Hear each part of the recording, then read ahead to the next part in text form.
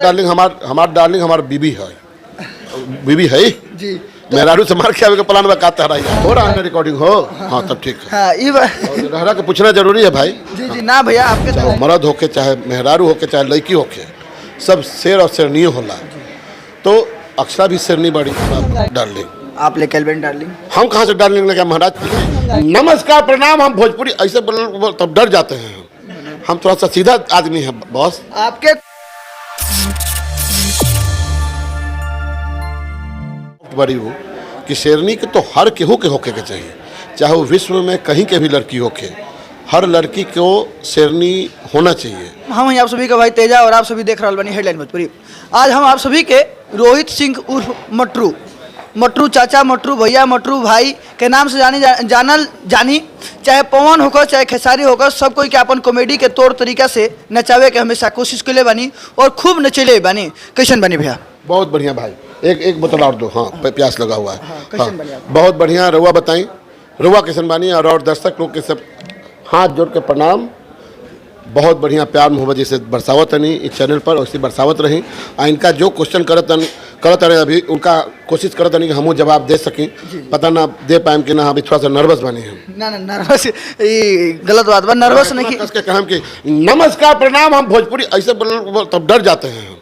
हम थोड़ा सा सीधा आदमी है बॉस। आपके कॉमेडी के तौर तरीका से पूरा भोजपुरी इंडस्ट्री हंसेला और आप हमसे डर जानी। आवाज से डर जानी। हम तेज नानू बोले नहीं, धीरे धीरे बोले नहीं, यही से हम डर जानी। अभी डार्लिंग मूवी लेके आयल बनी का कहम एकरा में आपके कैसन रोल बा और का कुछ खास बा एकरा में? के लेके आयल डार्लिंग? आप लेके आयल बनी डार्लिंग। हम कहाँ से डार्लिंग लेके महाराज। फिल्म के नाम डार्लिंग बा। आज डार्लिंग के ट्रेलर रिलीज भइल है, यही अभी वही में हम आयल बनी लेके हम आयल बनी। डार्लिंग फंसे शादीशुदा आदमी बनी महाराज, ये सब मत बोली। दर्शक के बीच पे आपके डार्लिंग तो आ गई बड़ी। हमार डार्लिंग हमार बीबी है। बीबी है जी। मेहरारू से मार के आवे के प्लान में का तहरा यार। ऐसा कोनो बात के मूवी लेके आयल बनी। मूवी के बारे में का कहम? मूवी के नाम हो डार्लिंग। एकरा में आपके भी रोल बा, अक्षरा सिंह जी बड़ी और भी बहुत सारे कलाकार मौजूद बा। अच्छा बहुत मजाक हो गई। बहुत अच्छा मूवी बन गई बा और बहुत अच्छा काम कैले बने। इनमें राहुल शर्मा जी जो हीरो बने, उनका already 2 cinema as a Hindi में वो काम करले बने। भोजपुरी में पहला बार आयल बने। तब हम चाहब कि जितना भी यूपी और बिहार के दर्शक लोग बानी जो चैनल से माध्यम से जुड़ल बनन, ये फिल्म के खूब प्यार खूब आशीर्वाद दी।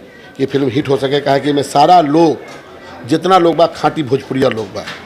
कोई मुजफ्फरपुर से बा, कोई पटना से बा, हम पटना से बानी, अक्षरा पटना के बाड़ी। तो रउआ लोग बस इतना प्यार दी कि ये सिनेमा ब्लास्ट हो जाए। कहा कि जो राहुल शर्मा जब हम एक बहुत पहले से जानते नहीं हीरो के, इतना अच्छा लड़का बा, इतना अच्छा कलाकार बा कि एकरा प्यार हुआ के देहल एक नया पौधा के जैसे सींचल जाला, बस 2 बूंद पानी में डाली पौधा तैयार हो जाई। तो रुआ लोग को खूब इंटरटेन करी। इस सिनेमा में बहुत अच्छा काम कैले बने हो। बस भगवान करे कि खूब आगे बढ़स हो और खूब तरक्की करस। बात करल जाओ भोजपुरी के शेरनी अक्षरा सिंह के साथ आपके काम करे के एक्सपीरियंस कैसन रहल? वो डार्लिंग जैसन एकरा में देखनी है जैसे ट्रेलर कुछ एक्शन बाटे, कुछ इमोशन बाटे, कुछ आपके कॉमेडी भी बाटे। जी कॉमेडी नहीं है ये में। तो हम थोड़ा सा कॉमेडी नहीं कैले, कॉमेडी से हट के थोड़ा अलग कैरेक्टर बा में। लेकिन शेरनी हिया ओकर अच्छा कलाकार हिया। शेरनी तो बढ़ले बड़ी बिहार के और यूपी के जो भी लोग होला, चाहे मर्द होके चाहे मेहरारू होके चाहे लड़की होके, सब शेर और शेरनी होला। तो अक्षरा भी शेरनी बड़ी और उनका संगे हम और सिनेमा कैले बनी। अभी एक से पहले भी डार्लिंग से पहले भी कर ले रही। डार्लिंग के बाद अभी हमनी के 15 दिन से साथे जानू आई लव यू कल परसों ख़त्म भइल है। वो सिनेमा के शूटिंग गोरखपुर में होत रहे। तो हमनी के साथे वही में हीरोइन अक्षरे रही है। तो हम तो काम करत रहे नहीं। तो हमरा अच्छा लागेला एक साथे परिवार वाला माहौल रहेला हमेशा। जब हमनी के मिले नहीं तब तो हमेशा पारिवारिक रिश्ता रिलेशन फैमिलियर है। तो बस बिहार के ही है तो खूब आगे बढ़ो सब। हम तो यही कहें। हमारा एगो सवाल रही आपसे, बहुत अहम सवाल बा, थोड़ा सा घुमल सवाल बाटे।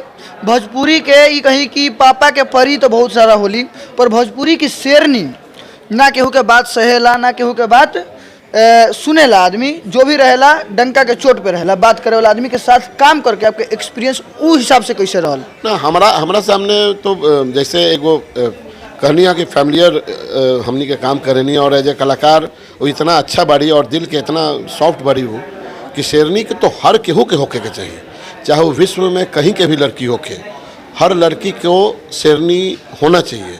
नहीं शेरनी होंगे तो आपके जितने इधर गिधर ऐसा भैंसा लोग आपके ऊपर आएंगे अटैक करने। जैसे ही पता चलेगा कि she is tiger, she is lion, lady version, तो डर एक खौफ पैदा करने के लिए तो बनना ही पड़ेगा आपको। हो रहा है ना रिकॉर्डिंग हो? हाँ तब ठीक है। हाँ ई बा- रहरा के पूछना जरूरी है भाई। जी जी ना भैया, आपके दर्शक बड़न, आपके छोड़ के कहाँ जी, आपके दर्शक आपके देख रहा बड़न। हम जी जी जी हम चाहें कि भाई हम दर्शक से तारताम हमेशा जुड़ल रहो हमारा।